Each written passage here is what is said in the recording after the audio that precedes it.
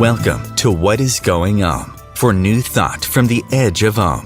Each week on Ohm Times flagship radio show, veteran broadcaster, author, and media consultant Sandie Sedgbeer conducts thought-provoking interviews with inspirational authors, artists, musicians, scientists, speakers, and filmmakers who are working at the point where spirituality and science meet consciousness at the very edge of Ohm.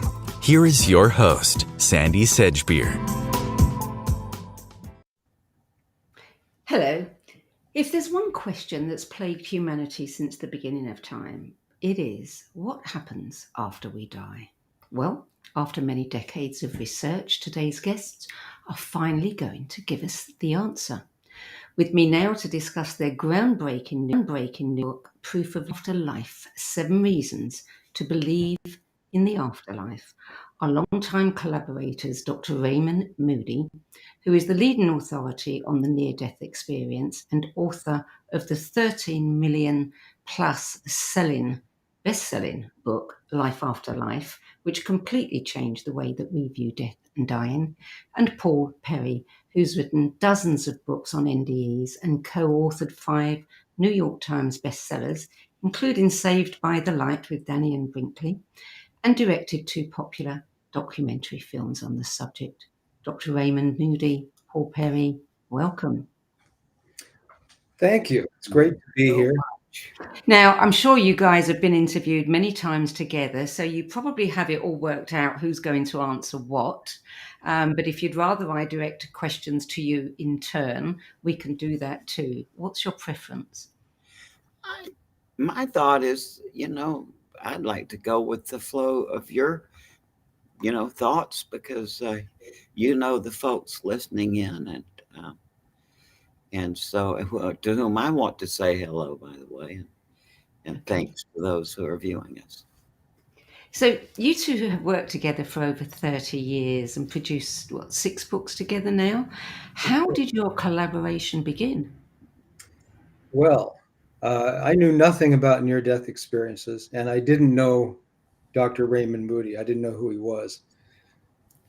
But I was approached by our agent because we shared the same book agent, Nat Sobel.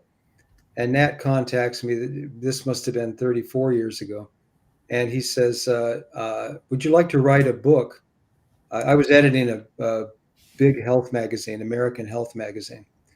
Most successful magazine of the 80s, by the way. I've got to get that in. And Nat says to me, would you like to write a book with Dr. Raymond Moody? And I said, I don't have any idea who Dr. Raymond Moody is. And he says, well, he's the man who named and defined the near-death experience. I said, I don't know what a near-death experience is. And he said, for the editor of a large consumer health magazine, you're lacking some education. So you should go down to Georgia and see Raymond and see if you're interested in getting educated in near-death experiences. So I did. I flew down. We took an immediate liking to one another. And I helped write, along with Raymond, of course, The Light Beyond, which was a book that dealt with research that had been done since Life After Life had been written. I think it was, 10 or so years earlier. And in the course of writing that book, I saw a gap. And the gap was that there was no research in this book, or existing really, on children and near-death experiences. And I thought that children had a large place in this area. So I asked Raymond, is anyone doing research? And he said, yeah, there's a guy named Melvin Morris, a pediatrician in Seattle. Why don't you contact him? Which I did. And Melvin was in the process of starting research on children and near-death experiences. And so I wrote a proposal, and Nat sent it out to 20 publishers, and it was rejected by 19. And one publisher, Diane Reverend, who was at the time with Random House, looked at it and she said, if you handle this right, it's going to be a huge bestseller. And when she told me that, I was sitting there reading these rejection letters. And some of the rejection letters were that people don't care that much about their children. Our children don't have much to say about things like this. Our children make up stories. In one case, my proposal got rejected because it had a typo on page 2, and I was thinking, good luck with this book. We'll write it, but I don't think it's going to do anything. And it turned out to be enormous, and it launched the field of children and near-death studies, and it kept Raymond and I together, and it kept Melvin and I together, and then that just grew. From that point on, every book I helped write, I was looking for the vacuum. I was looking for the blank spot. Yeah. And Yeah. in that regard, I've written 15 books now on near-death experiences, maybe more. And Raymond and I have written 6 of those. So And there's thousands on Amazon. I recently actually, did a search on that phrase. Thousands of them. yeah, So yes, the whole world is, and why wouldn't we be fascinated? I mean, come on, it's something all of us want to know. All of okay, us. sure. Yeah. So, Dr. Moody, you Life After Life was published in 1975, and for 4 decades, you refused to declare NDEs as proof of consciousness after death. Yeah. Now, you're taking your research public. What has happened to make you say, okay, we're going to look at this again, we're going to talk about it now? Okay, what this is all I was a professor of logic, and concept of proof is basic to logic. And so for decades now, people have come up to me, and the question they ask over and over is, Raymond or Dr. Moody, do you think there's any kind of proof? Well, as a logician, it brings to my mind things but so I don't know what they're talking about. So over the years, I've had to ask, what is it that people are looking for when they ask that? Quite apart from all the many technicalities of this concept. But, we don't want to be dwelling down at the level of the tabloids with the word proof. But this is what I think. And that is that I think what people are asking me, or have been asking me for decades, not technically oriented people, but just folks who haven't going through a grief or afraid of death or whatever, is it a rational thing to anticipate that there is an afterlife? I think that's all they want to know. And I say resoundingly, yeah. Although that is still very counterintuitive to me, not having a template from this from childhood. But I can explain where I got there. And I also want to explain that I'm not trying to persuade anybody else, okay? But my process is I never took seriously this idea is that these near-death experiences are oxygen deprivation to the brain. That is a debate that actually goes back to Plato and Democritus, who came along a little bit before Plato. Plato looked at these near-death experiences and said they indicate an afterlife. Democritus, who had figured out that things are made of atoms, said, no, this is just the invisible biological activity of the body that's going on the atomic level. And he said, hey, there's no such thing as a moment of death. Well, see, that was 2,300 years ago. Isn't it interesting that we're still stuck in this same framework of debate, right? And today we call it, thanks to Lavoisier, today it's oxygen deprivation to the brain. Okay, well, and people are going to hold on to that framework of thinking about this no matter what, because it makes them feel safe in the reality of a very complex subject. Well, the reason I have never held on to that is that one of my own professors in medical school told me my first year of medical school that because by the time I went to medical school, I was already known for investigating this. I'd been for 10 years. So this professor approached me and said, Dr. Moody, I've been wanting to talk to you about, it's funny, she said, some mentation I had when I was resuscitating my mother. And she talked about how she had unsuccessfully tried to resuscitate her mother, but that as it was going on, she herself, lifted up and saw the scene from above and saw her mother there in spirit form, she said, and this tunnel or with the light and the apparitions of the deceased loving company. Then this all went away, and then her mother receded, and then she went back to her body. And subsequently, I've heard hundreds and hundreds and hundreds of those. And so what I'm getting at is that this experience people call the near-death experience occurs, all the common elements of it occur also to people nearby, standing at the bedside, for example, who are not themselves ill and injured. So something else is going on than oxygen deprivation to the brain if the bystanders who are not ill or injured have the same experience. Okay, now that was where I was in medical school. Where I have been subsequently is that it's just because it is not oxygen deprivation to the brain does not mean that it is life after death. You see, there's a big gap there. And I've been trying, what could this be?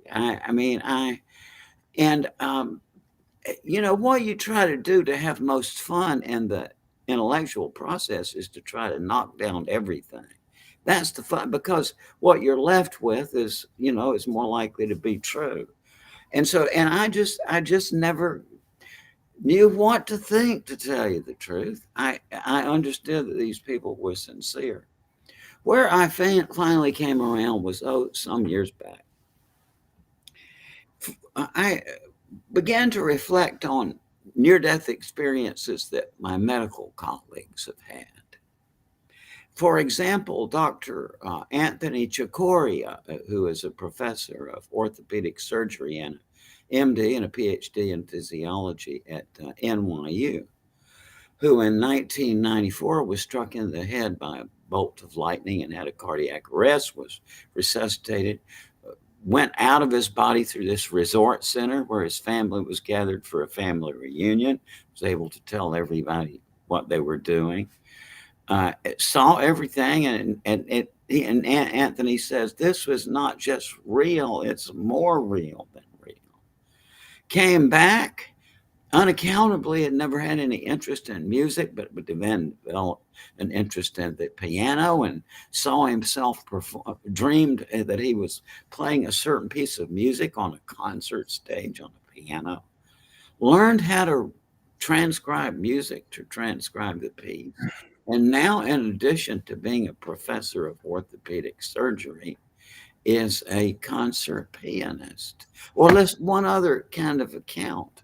A dear friend, Dr. Jeff O'Driscoll, who is an emergency room doctor, who some years ago, when Jeff Olson, an advertising agency director and owner, graphic artist, was in a horrible car crash, has had his leg smashed off, had a near-death experience on the table. His wife was killed instantly in the crash, as was one of his children. But as Jeff was in the hospital having his near-death experience, Jeff O'Driscoll, the ER doctor, walked in and saw and had a conversation with Jeff Olson's dead wife in the ER. Now, and I could go on giving you like a dozen or so accounts of this, of medical doctors I know, and I would put my life in their hands if, heaven forbid, I had a medical problem.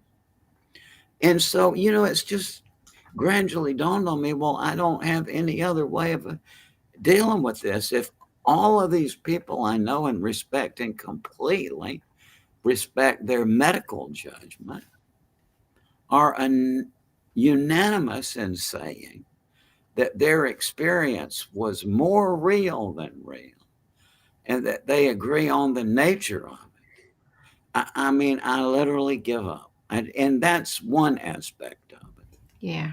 I would say that, the evidence that you and others have delivered about shared death experiences is the clincher. when more than one person is involved. There's that wonderful story about the hot shots, I'm sure you've heard that one, the fire crew, who all of them left their bodies and were able to communicate with one another and then came back. And they all shared that experience. And you share others in the book. In fact, I think you've had some yourselves, haven't you? Well, we have. I mean, that in a way, that's what kicked this whole book off. Over the years, as we know now, we've written 6 books together. In every one of the books, actually, we've had a shared death experience that we've quoted as a case study, and we kind of never really thought about it as proof. Funny that we really didn't, but then both of us had shared death experiences of our own. I mean, I had one when my mother died, but a very different one. I'd worked on a book on deja vu with the head of neuropharmacology, at University of Washington, Vernon Neppy. And we worked on this book for several years, and then we just lost touch. I hadn't contacted him for about 5 years. So the morning that my mother was dying, I got a call from Vernon. I hadn't spoken to him, like I say, in 5 years. I got a call from Vernon, and he said, I was sitting here, it was on a Sunday. I was sitting here reading the newspaper, and a female voice said, "Call Paul Perry." And I ignored it. And I kept reading the paper, and about an hour later, he said, this female voice said, "Call Paul Perry." So I'm calling you, and I don't know why. And I told him, well, maybe it's because of your specialty, which his specialty was really Alzheimer's. And my mother was dying of Alzheimer's. And he told me a number of things they had done in desperation to try to improve people's Alzheimer's situation, including electroshock therapy and some other kind of drugs. And he said, talk to her doctor about doing these things, and maybe it'll improve her, at least calm her down a little bit. Well, in the meantime, I got a phone call. A phone call came in, and I said, Vern, I'll talk to you later. I have to answer this call.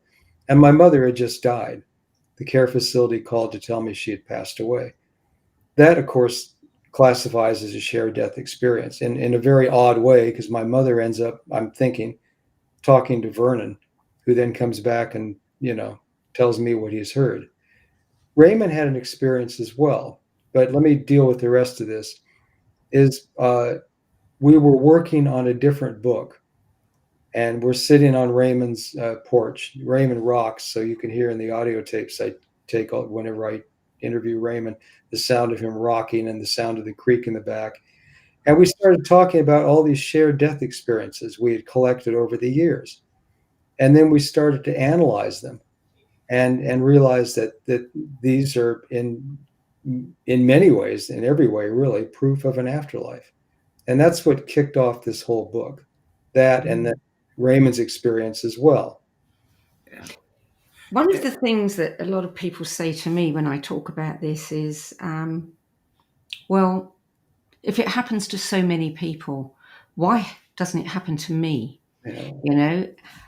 Do we know whether they're, what makes some people more susceptible, more open to this? Is it a belief? Is it religion? Is it, do you have any evidence there? Let me throw in, and then Raymond will take over, I'm sure, but I don't think it's belief.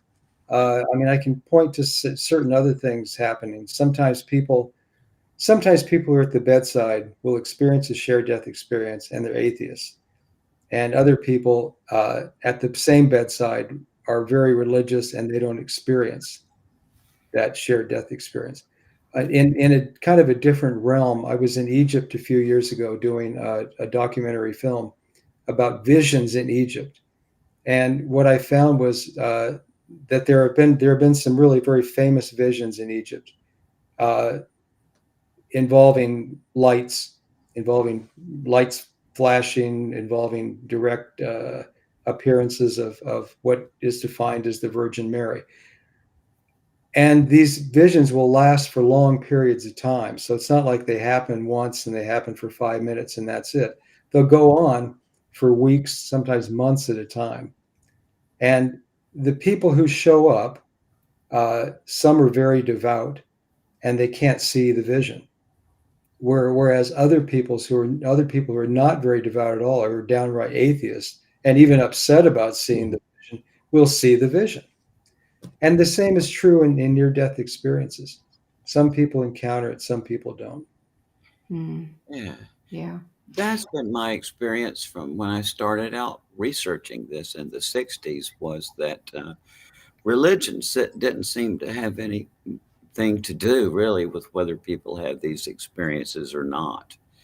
Because I had plenty of people who, according to their account, had no religious background to speak of, who had these experiences, and other people who were quite devout who had nothing. So, it's some other factor or factors. And what it is, I don't know. I've never known exactly why some do and some don't.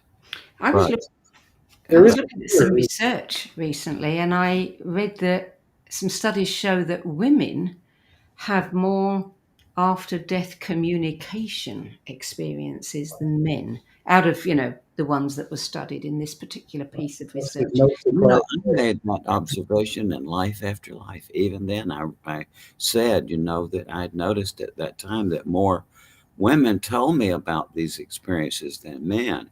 And I speculated, I didn't know why, or maybe, men are just more reluctant to talk. But in the case of near-death experiences, that's turned around now that it's kind of known. Men are less timid to talk about it than they were. Yeah. But there are some great studies. I mean, William Roll did the study on, well, no, I'm sorry, Erlander Haraldsson in Iceland did a study on apparitions of the dead experienced by widows. And he found that about 60% of widows have communication with their spouse, even to the point of being able to feel them. Yes. Yeah. Yeah, I know people who've told me that. Yeah, I think it's very common. I do know, as Raymond says, men are more less reluctant to speak about these. But I have spoken to a lot of men, particularly lately, because I've been asking this question, and they say they have communication with their late wives. Yeah. Yeah. So the book, I mean, what is the subtitle? It's 7 Reasons to Believe. What are those 7 reasons? I know that shared death experiences is one, and it is a very, very compelling, strong reason as well. What are the others? Well, one that comes to my mind, because I'm not very musical. After Elvis stopped recording, I kind of gave it up. And I'm really not musical, but nonetheless, I have been fascinated over the years how many times music and poetry are involved in the death process.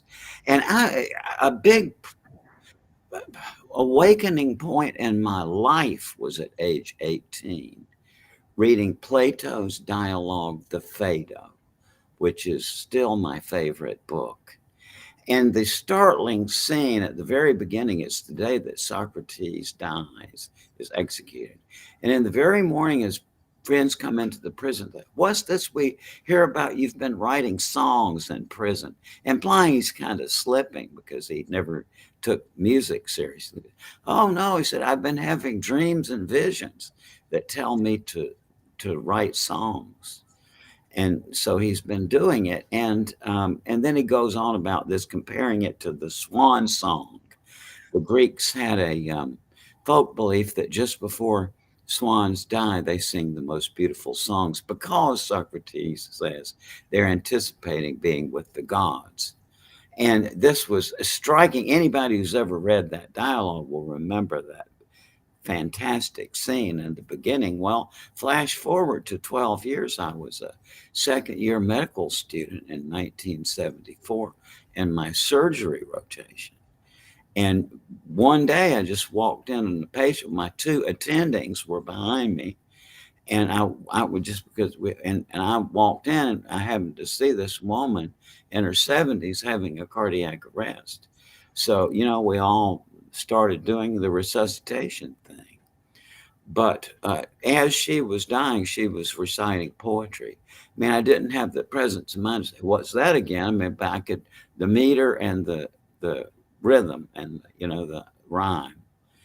And, but then subsequently to that, I mean, I've heard literally hundreds of cases of this. That people say that although whoever and the relative never had any interest whatsoever in music or poetry, that just in those days and hours before they die, they sing or they recite poetry, sometimes make up poetry. And I have two people in my own association network who sang as they were dying.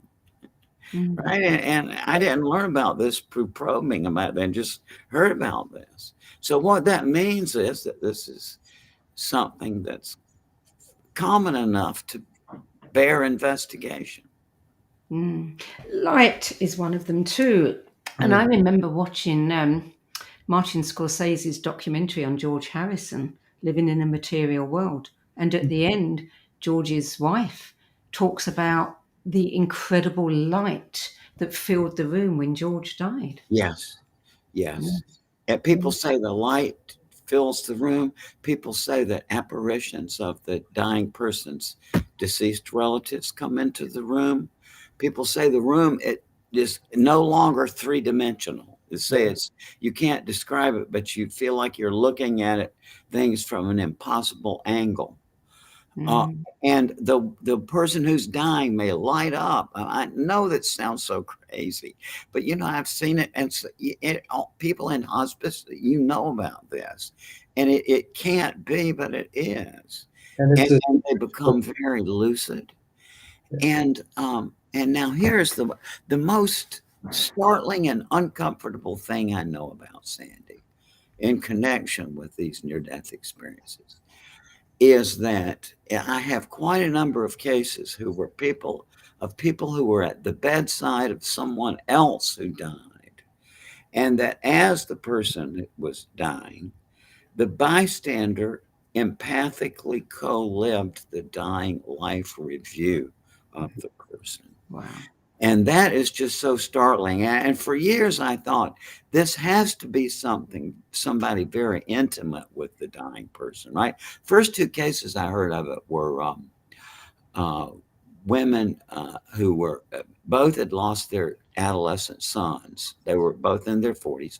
Both had lost their adolescent sons. But then, I hear more and more. I heard from an elderly woman in Carrollton, Georgia, that her lifelong partner, her husband, they had grown up since kids and married. But as he was dying in the hospital, she said she was just right there with him in his life review.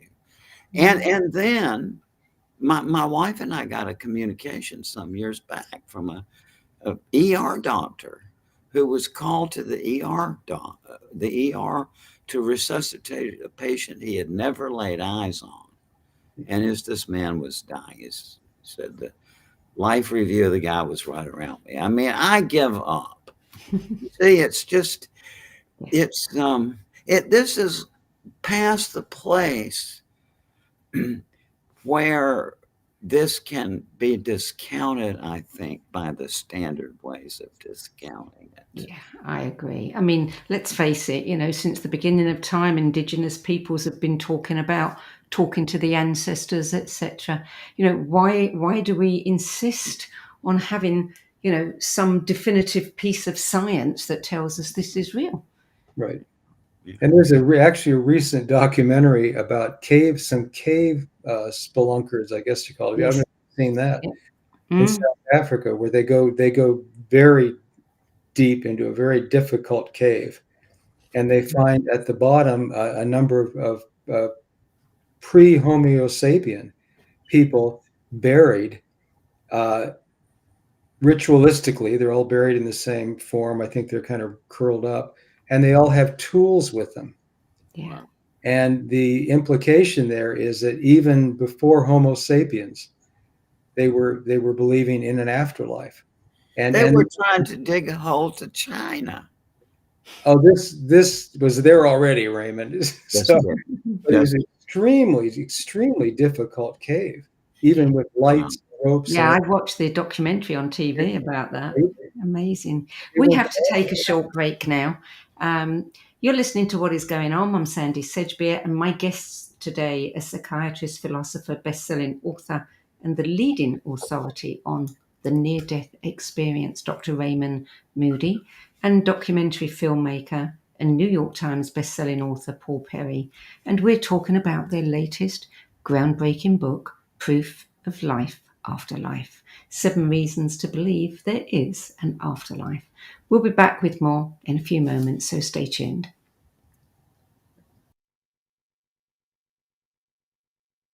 Om Times TV.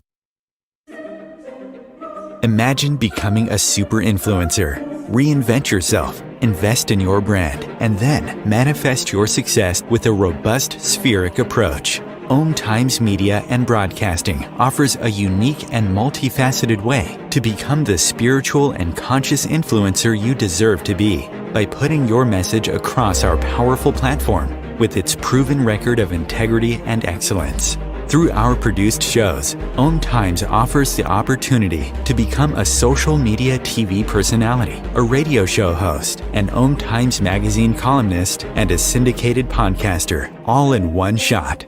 By live streaming your show on Om Times TV and broadcasting it across the extensive Om Times radio and TV networks, you become more than a host. You become an ambassador and a force for positive change. Om Times. Open yourself to the possibilities.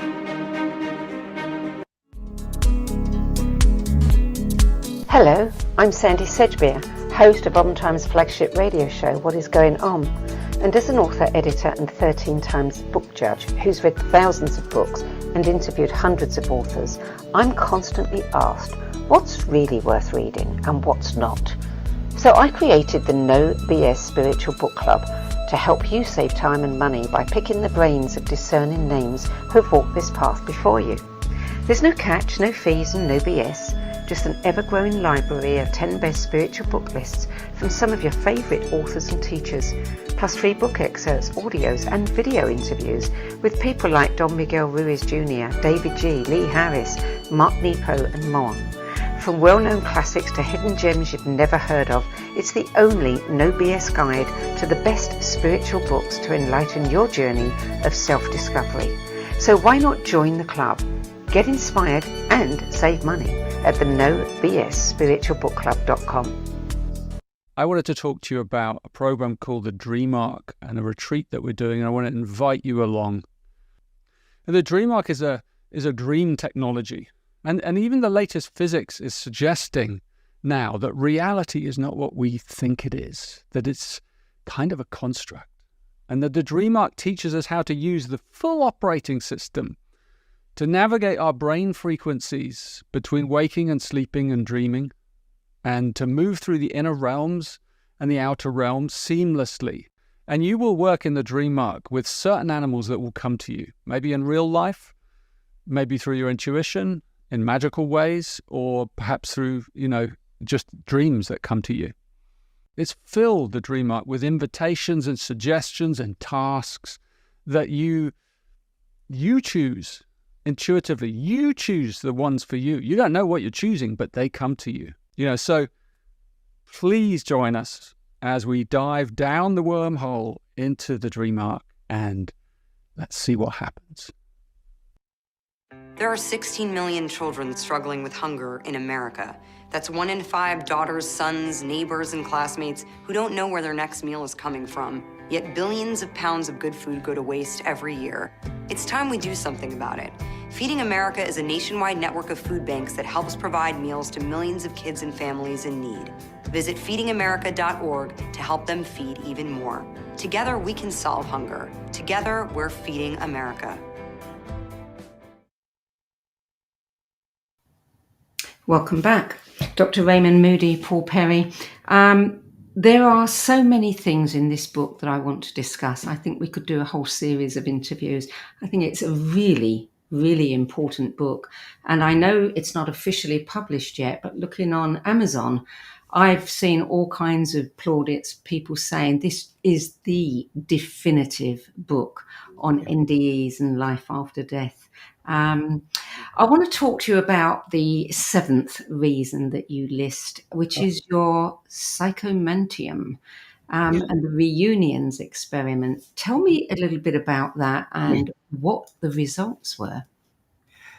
Sandie, I thank you for saying that, because I've been fascinated by the fact that this hasn't gathered attention more than anything else in the past few years. And thank you for acknowledging it. This goes back to the ancient Greeks. This is how I found out about it. They had these places called oracles of the dead, and they had various techniques for evoking the spirits of the dead. And so, to make a long story short, in reading the archaeological account of one of these places and seeing what they found there, I was able to put together that with my knowledge of altered states of consciousness as a psychiatrist to figure out what they were doing, and I set it up, and it works. Basically, and this has been known not just among the Greeks, but from antiquity, from prehistoric times, that many people, when they gaze into what's called an optical clear depth, it can be the clear surface of a pond with a smooth bottom. It can be, as in the Middle East today, a silver bowl polished highly on the inside, filled with olive oil by candlelight. It can be a mirror in a dark room, and that's what I did. I set up a room about the size of a closet, and put a mirror on the wall above the line of sight of a person who was sitting comfortably in a easy chair about 3 feet in front of the wall, and leaning slightly back so that they can get comfortable. And the mirror is up above. When they look in the mirror, they don't see their own reflection. The room is darkened, and the one I did, all the surroundings were painted flat black, so that excludes reflections. Mm-hmm. And behind the comfortable easy chair, a little light with a rheostat attached to it, or dimmer switch, so that the person could adjust the level of light in the room to their own liking. And so that's all the apparatus you need. The operative part is the preparation. Is basically what I would ask the people to do is choose one deceased person who's died that you want to see again, a deceased person known to you. And incidentally, my subjects were initially my graduate students of psychology. A number of them had been out already in practice and counseling, but were back for further education. So these were mature people. And as word about my study spread, a psychologist friend of mine, a sociology professor, an anesthesiologist, a medical, just out of curiosity was what we were doing. And so I would ask the people, as I said, to choose one person. They would come to my place one at a time. This takes a while. It's not an instant gratification thing by any means. And basically, I would just ask them, tell me about this person who died, and what are your good memories? What were they like? Then what were some of the sticking points, the unfinished business in the relationship? This takes what, an hour or two? You can't time it by the clock. It's a process. You get the person talking and remembering about the person they want to see. Then you would put them into this chamber, and so that the door closed, so completely dark in there, except for the light behind. I would just ask them to sit comfortably in the chair and gaze into the mirror, let your mind go blank, and all these things come around.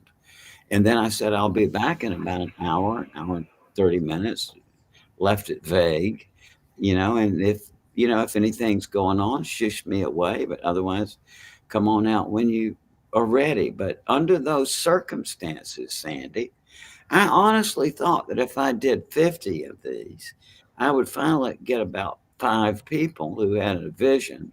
And if they saw it, they'd say, yeah, I saw an image and it looked like my grandma, but was it real or figment? That's what I was expecting, because these were people who were educated in the mind. What I found is just utterly startling to me, and it's been replicated numerous times by other people. And anybody listening to this can replicate it for themselves if they want to put the work into it. And what you find is that the people, as anticipated, many of them do say that they see the image of the deceased person in the mirror. But other people say that the deceased person in the mirror then steps out of the mirror and comes fully three-dimensional into the room with them. Other people say that they feel that they go through the mirror, their consciousness, and they come out into some other environment where that's where they meet their deceased loved ones. All kinds of surprises about this. Number one, about a quarter of the people see some other deceased person known to them rather than or in addition to the person they set out to see. So it doesn't seem to operate on what you wish. And a number of people have reflected afterward that, as one woman said, I wanted to see my husband, but as I got to reflecting on it afterward, the person I needed to see was my father, who was the one who showed up. See, so about 30% of the people say they hear the audible voice of the deceased, not as an inward experience. Almost all the rest of them, the 70%, say that it's a heart-to-heart or a mind-to-mind communion. And to my utter surprise, people interpret this to be a real event. And that is the most startling aspect of it to me. I mean, I'm speechless still. And in my study, it was about 50% of the people who had the experience on the first attempt. But others have got it better. The study of this has been done at the Institute of Transpersonal Psychology by Arthur Hastings, who reproduced my study, and who did in his study, it was 63% of the people who had, and others have replicated it well. And what we found, and here's the best news, it does seem to help in the grieving process. Yeah. That's actually beginning to appear in the news now. Just 2 weeks ago, I was sending my friends, something that I'd seen on my news feed about a study that was done with people who had died, so to speak, and they, were having CPR, etc. When they came back, and some of them, it was an hour later, they were talking about having accessed alternate realities, and I think they were also showing that the brain, things were still happening, that the consciousness was still there. And if that's in mainstream news, we must be getting closer now. Well, it's just a thing of the accumulation of people who have had some sort of life experience of stepping over to another world. And since people in this era that we're in tend to live longer than in the past, and then as the older you get, the more the likelihood is that you've had such an experience. The development of CPR that's bringing people back from a state that, 100 years ago would have just been called death. So all of this has brought together something that society needs to process this. Yeah. Paul, do you feel that after 30 years of collaboration that you've got all the answers, or are there questions that are still unanswered? There's always more questions that have to be answered, but we're answering them very quickly. And one of the things I wanted to bring up in relation to the psychomantium is that we have a really tremendous case that's highly visual. and that is that a woman came from Argentina with her sister. This woman wanted to see her late daughter, who had died, I think, roughly 90 days earlier. And she came to see Raymond at his psychomantium in Alabama. And she went through the induction process as he described it, but it didn't work. I mean, she insisted that it be done as soon as she got off the plane, and she wasn't really primable, if you will. Mm. And so this was at about 3:30 in the afternoon. It didn't work, and her sister went back to the hotel. And while they were sitting in the hotel talking about what had taken place, like once again, it's 3:30 in the afternoon. The room is bright, and all of a sudden, these orbs appear in the room. 3 orbs. They start moving around, and luckily, the sister took 3 photographs of them. And one of the orbs moves close to the woman who wanted to see her daughter, and she said that she immediately went into kind of a trance situation where she started speaking to the orb, and her daughter was inside the orb. And the beauty of this is that we have photographs of the orbs and her testimony about what she heard, which I'll be glad to send you the photos so you can put them into this report. Well, I have to tell you that a former client of mine, I worked on her first 2 books with her. She now has a show on this network too. She lost a son just before his 28th birthday. Mediums told her that he was going to be talking to her and working with her. And indeed that has happened. And he told her to start using her camera. She now has a collection of orbs that she photographs around people, and she can see that their loved ones in those orbs, and she describes them. Yeah. Well, a lot of what is researched here is the kind of thing that people don't believe until it happens to them. Yeah. And then they can't stop looking for the answers. Another thing that I think is amazing about the work we've been doing is the number of doctors who've loosened up about this, and they've started talking about their own cases that they've experienced or that they've seen their patients experience. And that's way different from the way it used to be. When I was working on The Light Beyond, I was also working with a cardiologist in Cleveland, doing a book on reversing heart disease. And one day we were standing at a nurse's station in the hospital, and the doctor said to me, "What are you working on besides this book?" And I told him about near-death experiences and about Raymond.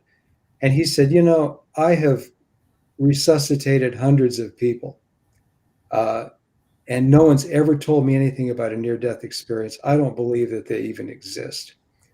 And then he was called away from the station. So he went to another part of the hospital, and all the nurses came up to the counter, and they said, "Well, we've heard near-death experiences a lot. And the difference between us and the doctors is they don't talk to their patients. They don't ask their patients, questions about what happened when you died." And that's changed now. And many doctors as well are having their own experiences, and they're willing to speak about them. And so that is going to help society in general start to examine these themselves. And instead of approaching them from a point of disbelief, which many people who call themselves skeptics do, they're now approaching these questions about these paranormal experiences from the area of belief. And I guarantee you, if you start to look at it and say, "Well, this might be happening," as opposed to saying this doesn't happen, it's BS, you're going to get different answers. Yeah. Gary Swartz, you obviously know he's at Arizona University. I understood a couple of years ago that he was working on creating a device, almost like a spirit telephone, where people could speak to their departed loved ones. Do you know anything about that and what's happening with that piece of work? I do, and I think Raymond probably knows more than I do. I think I have no idea you about it. heard anything about it. My wife moved in. We married 30-something years ago. And when she moved into my house, my only apparatus for communication was my hand cranked Edison phonograph, which Paul will remember too. So I'm not don't have the kind of competence that would be required to evaluate a spirit phone. Yeah, Raymond is a primitive in some way, but Gary hasn't made much progress on that, really. I heard him speak about it, and it was I hate to say an unconvincing talk, but he admits that he hasn't made much progress at all on it. So that's about all. Just one thing I can tell you from common sense: don't ever except to call from the beyond. Yeah, I wonder what the payment would be. That's right.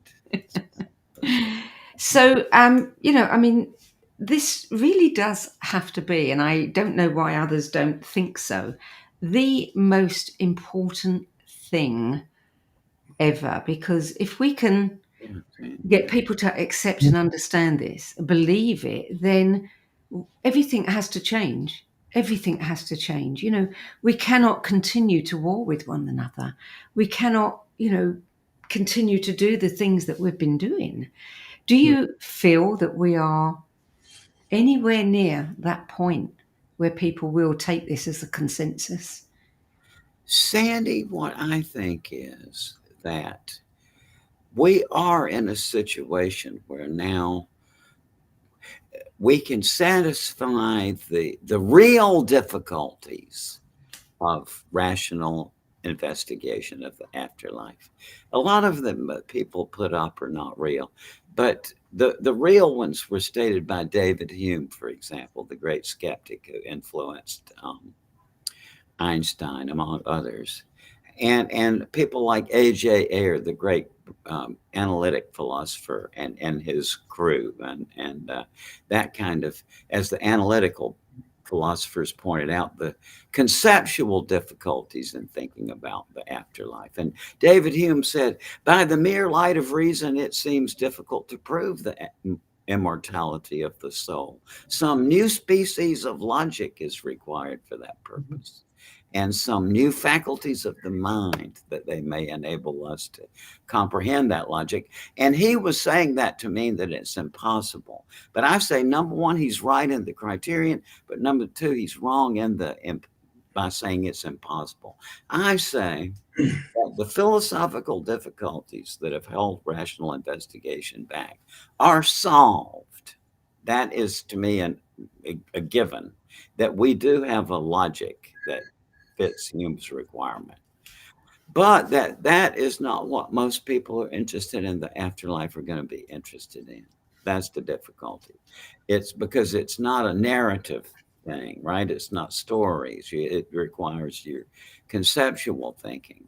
But the reason I can say comfortably to people who are not interested in the abstractions, the reason that I can say comfortably to people, yeah, it's real. I mean, I gather there is an afterlife, is that in the back of my mind is this fact that the philosophical problems that most people are not interested in, in my mind, are satisfactorily solved, and also that the best minds that I put this to find holes in it were unable to. So, that's my confidence, not just on the experiential level, but on the conceptual level. Well, I'm afraid we're almost out of time. Is there one thing that you would like to share very briefly with our listeners, our viewers, before you go? Paul? I'll do it. Sure. I went to Egypt several years ago, and I made a film about the trail of Jesus through Egypt. It's apocryphal, or perhaps not. But I was talking to the Pope, the Coptic Pope, and the Pope said, on this journey, keep in mind that grace is all around you. And all you have to do is think about it, reach out to it, and it's there. And I think that journey applies to the journey of life as well as just a journey through Egypt. So that's how I feel about this material. Yeah. Is people need to look at it in an open-minded fashion. Yeah. And see where that leads them. Yeah. And feel it. Yeah. You know, if Sure. they feel it, I'm certain that will override a lot of the doubts in people's minds. Dr. Raymond Moody, Paul Perry, thank you so much for joining us today. Thank you so much. And thanks to the folks listening in too. Thank you so much. Thank you, Sandy. Proof of Life After Life, 7 Reasons to Believe in the Afterlife is published by Beyond Words. For more information about Dr. Raymond Moody's work, visit lifeafterlife.com, and you can learn more about Paul Perry's books, videos and events at paulperryproductions.com. That brings us to the end of this week's show. I'm Sandie Sedgbeer. I'll be back at the same time next week with another edition of What Is Going On. Till then, it's goodbye from me, and thank you again to Raymond Moody and Paul Perry.